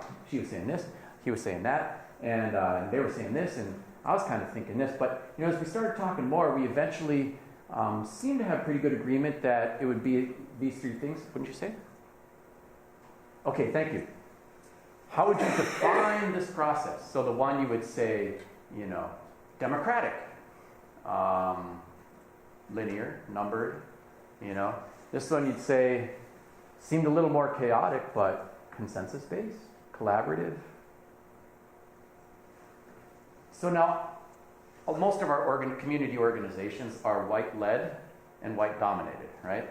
And so there's often an assumption that things like democracy is good and voting is good and whatever. And I'm not saying they're not, but what if you are grounded in consensus, collaboration, and so forth, and you are the one minority member who's part of a white-dominated organization, and you know you're going to be outvoted and they're going to do everything by voting? Then you might be thinking, not feeling that. You know? So some of the things that people often do when they're trying to organize is, you know, even not make assumptions about how we're going to make decisions, but say, what would you all like our decision-making process to look like? How should we go about getting information? Who should we empower to make decisions? And sometimes that process part also will set people at ease. By the way, I can code switch. I'm good at whiteness. I know Robert's Rules of Order really well. And I've sat on a lot of boards, and I can do that. And I can be effective and heard. I'm on the governing board for the Minnesota State Historical Society, and you know, when a motion comes up to the committee, it doesn't need a second. When it goes before the main board, work, all that stuff. So I can do that. Some people, that's a bigger lift. But the process for developing your process can be very helpful. And the outreach, inclusion, how we communicate things, and what we're giving our time to, adjusting our norms and expectations about everything from time to process to whatever. Should we have food? Should we not have food? Boy, it really slows us down. It's a lot less efficient, but some people may have that expectation or find it much more welcoming. I don't know. So it's good to ask those questions. And I found that when you have a really strong process, that really gets people onboarded. So then you're not looking for a rubber stamp on something we already have a preconceived notion on, but we're also genuinely open. You know, we're genuinely open to the influence of other people, and that's a really important part of it. We have to be about the listening, not just the telling. Yeah. I got a question that will be a 1-minute answer. Yes, go right ahead. When I was growing up, my heritage is Finnish, right? People would say Finlander, which I took offense to. So, one of the things I struggle with, personally, is how do I refer to, do I say Native American? Oh, yeah.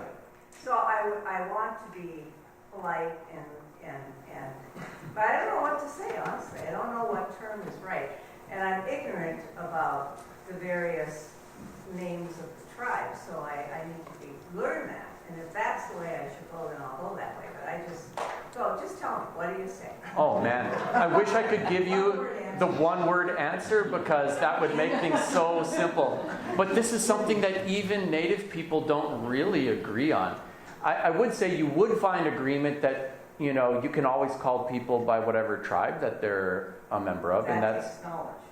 yeah. But it only takes one question to get the knowledge, like, you know, what tribe are you, or what do you want me to call you? And at the bottom line, like, I'm happy to share my perspectives on the different ones as well, like Native American, Indigenous.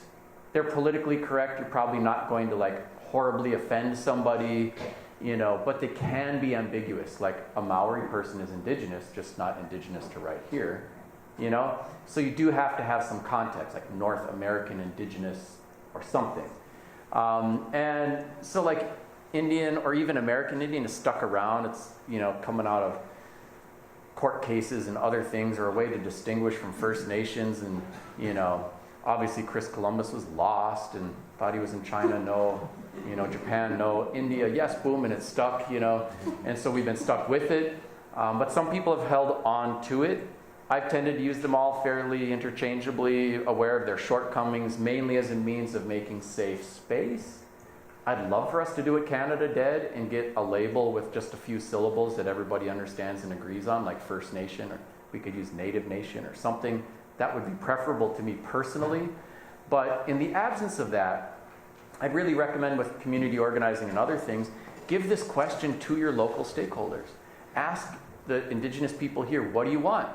And that'll do two things. One is it'll put you in touch with them in a listening position, and it'll empower them to guide your efforts. And then if anybody ever gives you grief about whatever you use, you can say, we take terminology seriously here. We have an Indigenous advisory group, and we bring this question to them on an annual basis. And I'll make sure that your comments make it to that conversation, and it gets you a get out of getting beat up around the ears card. I was just going to mention one thing. I had a sister work in the immigration, and she would cut, and she'd say, turban or feathers.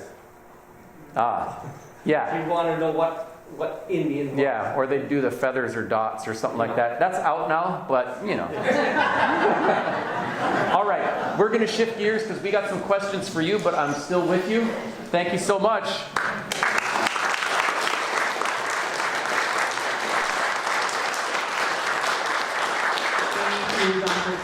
Amazing. So, my first question for you is, how many of you have read one of Dr. Treuer's books? Show of hands, please.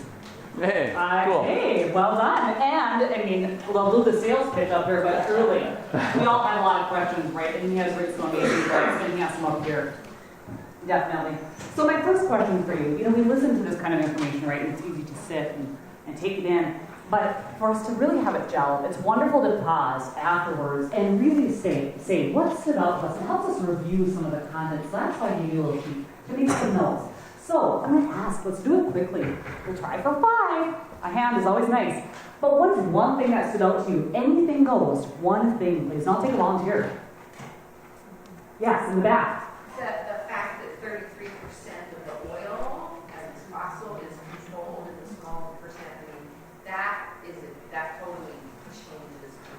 what Yeah, I see as- oil and coal too. Yeah. Yeah, and it makes it that much more equal.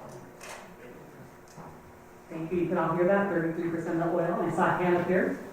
Oh, yeah, I loved hearing about Vala and Ikwa and just, again, the pressures of the oil and what's driving some of that, which to me is outrageous and Right. upsetting. And I think being better armed with facts really helps, I think, be active citizens in the community to help people understand some of that.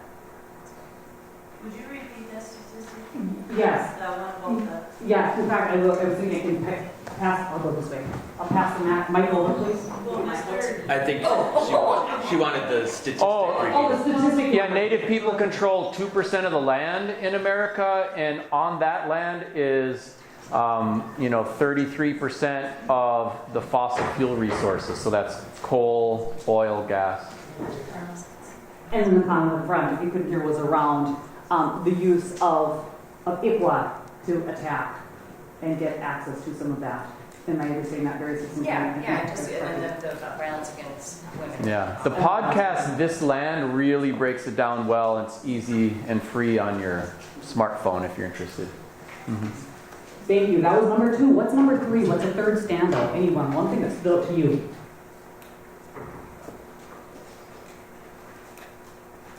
Yes, in the back.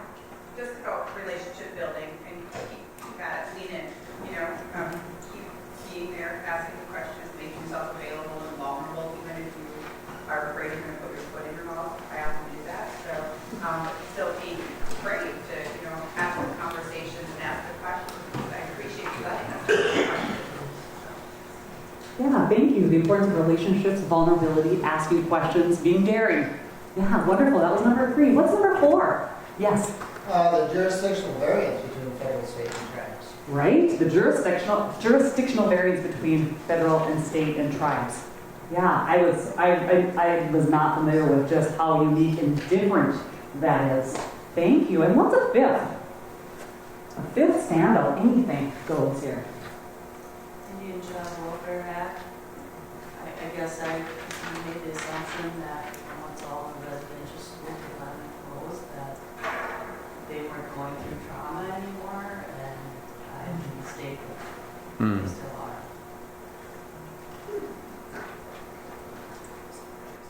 Sorry, I didn't ask my slide. Yeah. Thinking that there wasn't that trauma that was going on. I was going to ask this, but I didn't want to take up airspace. When did the last boarding school close? Do you know the date? No, there are still some in operation today. Okay. Yeah. They've been reformed, so they're not giving people beatings for the speaking of tribal languages anymore, but there are still a number of federal boarding schools that are in operation today, and then there are a lot of other schools that were shifted over to day schools that are operated through auspices of the Bureau of Indian Education. Thank you. And here's another question. I used to ask my classes this because I was so late in the game. Dr. Treuer shared with us how all of us are victims of not being taught a robust and complex history, right? We've got one version in our schools. So how many of you were taught about, I'll give the example of boarding schools when you were in school. Did anyone learn about this in your education? I see 1, 2, 3 hands. I lived in a town with one. Because you lived in a town with one. Yeah, thank you. And I was showing my hand as an example. I had not heard of it. It wasn't until I was teaching, right? So well into my adulthood when I really understood and learned that history and all of those pieces. And so you think about, right, that misinformation, lack of information that all of us are subject to, and then how that informs us about experience. So this brings me to my next question for you folks. What is something that you were surprised by tonight? Like you just had no idea. And we talked about standouts. They could be the same. But again, let's go for 5. What's one thing you found surprising? Shouldn't be, but I was appalled with the connection between oil interest and the destruction of families. I mean, it was just incredible. Yeah. Yeah, so you mentioned the destruction of families. And the connection, the economic push at the Supreme Court level to access oil on them. I mean, that's just, we'll have to listen to our land because of that. I don't know more about that. This land. Yeah. Just so you can find it. I found it on my phone quick because otherwise I have to do things like that, right, really quick. So what else, folks? What's another thing that you found surprising in this presentation tonight, the information you learned? Yes? The victimization of Indigenous women and that Violence Against Women Act getting held up as like a political game when people's lives are sometimes destroyed or ended, which to me is insane. Right. And I think there just has to be a lot more pressure from people that they can take that. Violence against women, yeah, and really that is being handled, not handled. Yes, did I see a hand over here? The Yes. complexity of the Indian child welfare system and politicization. Yes, the complexity of the Indian child welfare and the politicization, I can't see it either, of that. Yes, thank you. Surprising to hear the depth of this, right? Thank you. These are all great examples. I mean, there's no wrong answer. What is a 4th thing? What is something that surprised you as you sat here tonight? Yes, in the back. We keep hearing more and more about the Black people. We lump them as all the same. But with the Indigenous people, they're right there too. So it's we have to open our eyes and look and see. Yeah, thank you. Are you referring to the stereotype element of that Dr. Anton, Dr. Treuer described, where he said, you take one and you lump them all together, one, okay. Yes, yeah, thank you. Other surprising things that stood out to you folks? I think that was number 3, right? Yeah, we've got 2 more folks, 2 more. Yeah. Okay, I probably should have been surprised with the fact that natives are excluded from juries. Oh, you said you probably shouldn't have been, but that they're excluded from juries? Yes, thank you. And a fifth scandal, something that was surprising to you. I didn't hear anything about how Canada is working from their side compared to us, the US side. Is there anything different or? Yeah, I will pass the mic if you want to give a You want me to give a minute on that one? minute on that one? Yeah, it's not that Canada has it any better, but the situation is a little different. I think the biggest jurisdictional or political thing that's different is in the United States, sovereignty is inherent and is governed by treaty relationships with the government and is considered inherent and predating that of the United States. In Canada, it's mainly been governed by acts, laws, and policies. Most famously hated the Indian Act, but there have been others too that have kind of defined sovereignty in Canada. And it's been a little bit harder for First Nations to assert some of those aspects of their sovereignty, their own court systems, even developing a casino. You can't just do it because your First Nation government wants to. So they're a little more restricted that way. But at the same time, in Canada, something like 80% of the Canadian population lives within 50 miles of the U.S. border. And so there are huge swaths of territory where Indigenous people are the population. So when you're looking at what's going on in Nunavut, you got Indigenous representation in Parliament and other things.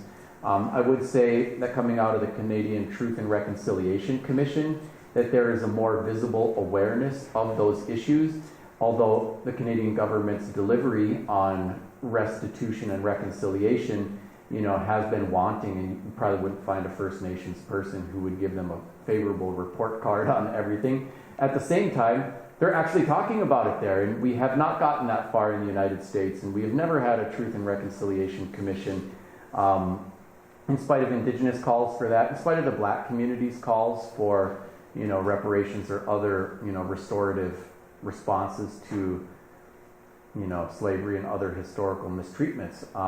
So I think, I'd hesitate to say more progressive or less, but kind of different environments. Canada has done some things that have embarked on a road, and there are funding appropriations for Indigenous language revitalization now as part of restorative justice measures.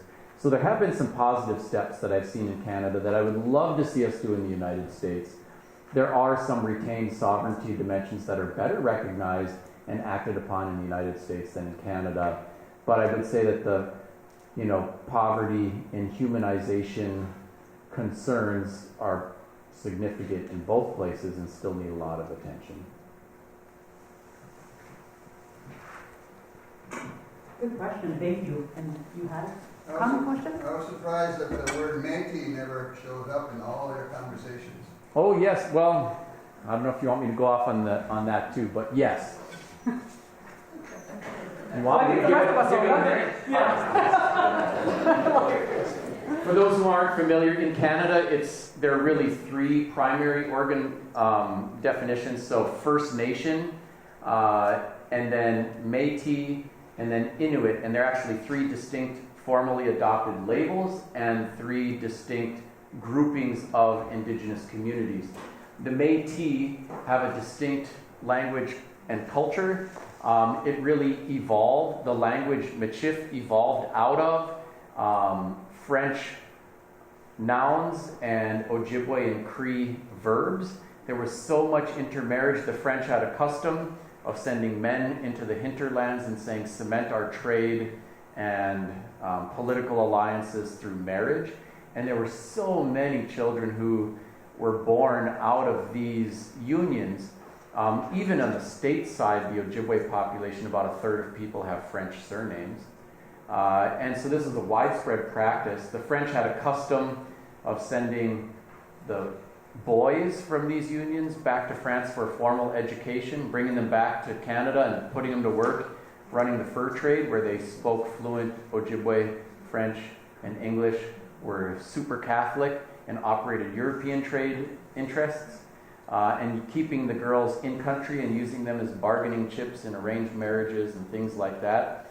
Through time, there grew such a large population that in the 1800s there were a couple of efforts at Métis independence as an independent political identity. It was crushed by the British military, but there were still independent and distinct communities, Métis communities.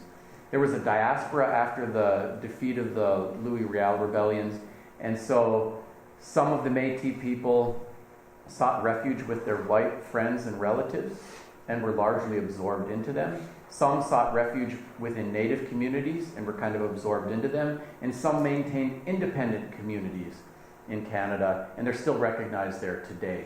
So the Métis population is really throughout all three, white, First Nation, and native communities, including reservations in the United States too. That may be the best segue I could think of, thinking of this. My next question for you is, where did you make a connection between something you heard in the presentation in your own life, and I think of the question around being called a Finlander, and not liking that, and then asking the question. So where was there a moment maybe in this presentation for you, where you had a personal connection, where it brought some piece of your own experience and you to the forefront? Anyone have an example they'd like to share? Yeah, I've got one. All right, thank you. Well, this is immediate. We're coming over the border to come here tonight. And the customs officer said, what's your purpose of your visit? I said, I'm going to a lecture at our CDC.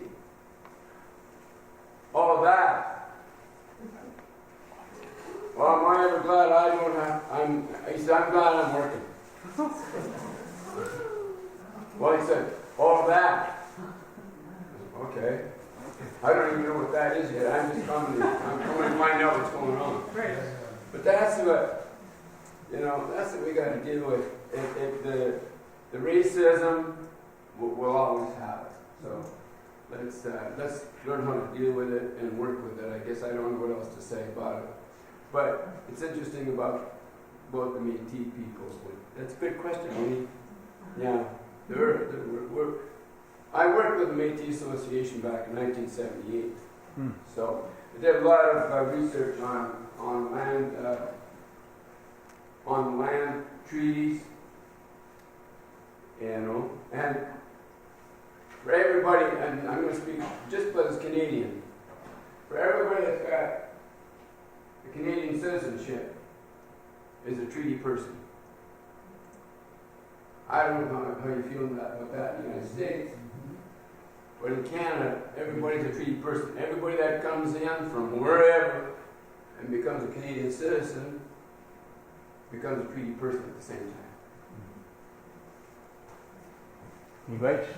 Yes, thank you for sharing that. Great example. Anyone else have an example they'd like to share for where they need a connection? Yes. I guess first I'd like to thank Dr. Treuer. Did I say that correctly? Yeah, Treuer, but you can always call me Anton. Excuse me, that's multiple ways, so thank you for that correction.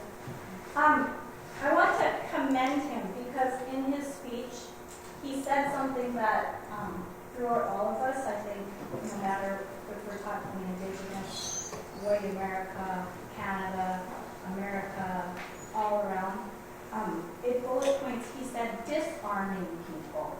And that's pointing out to that gentleman right there at Customs and said, well, we're going across and he felt already that defensive or offensive, defensive mechanism in all of us. And one question I have for you is simply that you're sitting on the Minnesota Historical Society, and you're a reference or a resource for us in our brown borderland. We have, and I want to say Indigenous communities on both sides, but we have the relationship on both sides, and it's fluid. We have First Nations Cultural Center but yet on this side of the American side, we have, well, we have Minnesota Historical Society sitting there on our side. Fill us in at the current perspective or situation of representation for Indigenous people on this side of the river. All right, and I know we kind of got to push this one along, so I'll try to give you a short answer, and we can take more afterwards if you want to go a little deeper. So you're talking about the Grand Mountain Historic Site, and That's correct. yeah.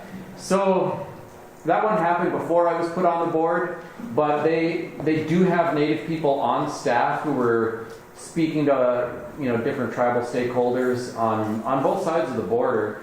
And they decided, the Grand Mountain Historical Site has these large burial mounds, and they're deciding, should this be open to the public? Should this be closed? Should it be open to just tribal people for ceremony?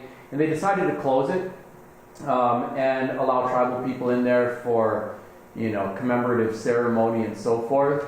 And that's where they left that one. And I think it's been staying that way for a while now. I have not heard... it used to be open. I remember when I was a kid, we would go there and you could take tours, and it was an open historic site. The last reading and it's been out a number of years because of the COVID, that First Nations, it would maybe be a collaborative, even though it was across the border. Do you know of any of that knowledge? I haven't heard any discussion about changing that. And frankly, the folks who made the decision, it's all new people in there now. But there are a couple of natives on the board. So myself and Joe Naquanabe Jr., also Gwen Westerman, who's Dakota. So there is some native representation on that board. And I think the hot topics there has been, discussion of renaming Fort Snelling and, stuff like that. So I think that's probably going to get more political energy in the near term than revisiting the Grand Mound management. So I would not expect a big change in the next couple of years. But if you got feelings, you should let them know, because that is a public institution that is supposed to respond to all of our citizenry. And, I think, especially with the new Native staff members, they'd be interested in knowing. I can see there's follow-up here too. Yes. I have feelings. The Minnesota Historical Society lost a tremendous educational opportunity. This institution right here at Rainy River Community College used to use that site for a lot of field trips and a lot of learning. And Mike Budak was there, and people like Marilyn Johnson and Joyce Anderson and other people. We had people going in and out of there from this community. We lost all that. Talk about what we're talking about, a welcoming community here, in the International Falls. This was a tremendous opportunity for young people to learn about the black duck, the laurel, and how people lived in these days back at the Grand Mound, and a wonderful ecological environment for learning about the things you talked about, Anton, the birds, the unique riverine forest, and the sugaring, and the people that went there to get their mushrooms in the spring and all those kinds of things. That's all gone. And I think it's a shame. I really do. One last thing. I had the opportunity to serve on the International Joint Commission board here for 14 years. I stood up in front of people from Treaty 3 in the Dells, north of Kenora on the Winnipeg River. And Lorraine Kopanis, the chief of the Dells, stood up at a meeting and said, "Why should we trust you? All you're interested in is blue gold. Blue gold.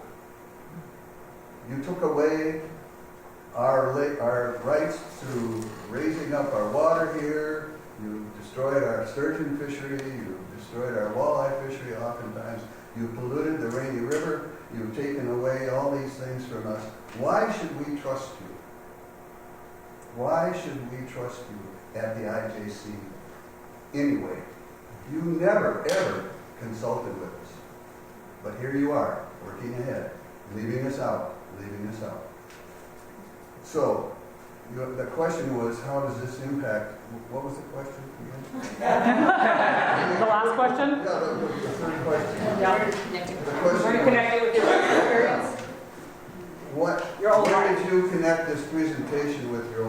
Well, I connect that, your presentation exactly with how the Treaty 3 people and the people from the Rainy River First Nations and the Red Lake Nation, all these people, have felt like they've been screwed over for years and years and years.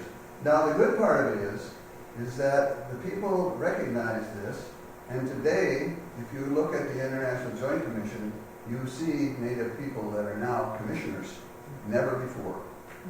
And you see people on the local boards, and there are members here in this crowd right now who are working with Native people here from both sides, and they're working to solve some of these problems.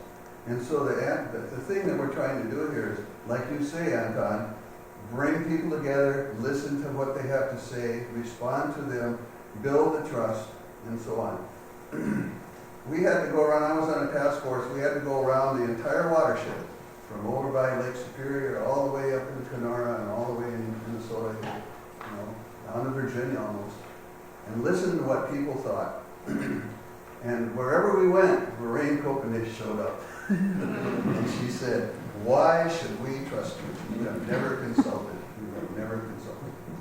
And there is a difference between the Canadian side and the broken treaties, and the constitutional things on the Canadian side, with the responsibilities to the First Nations people and so on and so forth. So you say, I heard you earlier, you say, we can't go out and do this all at once, right? You gotta keep at it. You just gotta keep at it and keep at it. I appreciate that, and I think it's true. It takes a lot of people working together a long time to stick with it. So anyway, I just wanted to say that. Yeah. Thank you. Thank you. So my next slide, there it went. Woo! Okay. The last question that I posed for you is this, right? We reflect on what we heard, where we were surprised, where we connected with our own lives, but then what do we do? And this is my final question for you, is what does this presentation beckon you to do now? Whether it's to know something, and then secondarily, what to do. Does something come to mind for you? Yes. So this whole presentation, it's very much my jam. I like exploring the complexities and nuances. There's a great recognition of that and engagement. None of the answers are simple answers to any of these questions. And I walk in the room, I was like, yeah, I see a lot of the usual characters here. I think most of us kind of feel that way. It's still wonderful to explore this. In considering what Lee was closing with about the importance of messages that's run throughout this of engaging in people, having these conversations, that has to include, and is most productively includes, the people who are least likely to be here.